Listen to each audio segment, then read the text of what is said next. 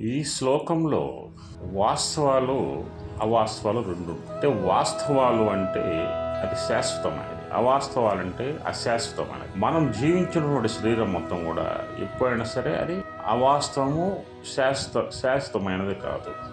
మనం పుట్టినప్పుడు, అదేవిధంగా యవ్వన దశలో, అదేవిధంగా మధ్య వయసులో, అదే వృద్ధాప్యంలో మన యొక్క శరీరంలో ఉన్న మార్పులు క్రమక్రమంగా పెరిగి ఒక వయసు నుంచి మళ్ళీ క్షీణించి మరణానంతరం ఆ శరీరం అనేది నాశనం అయిపోతుంది. ఈ నాశనం అయిపోయేది అనేది శాశ్వతం కాదు.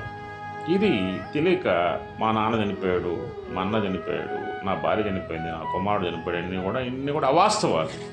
అంటే ఇక్కడ ఈ శారీరక సంబంధాలు మొత్తం కూడా అవాస్తవాలు, అజ్ఞానం కిందకే వస్తాయి. అయితే ఇంకా శాశ్వతమైనది ఏంటి అంటే తత్వజ్ఞాన స్థితి, ఆత్మజ్ఞాన స్థితి.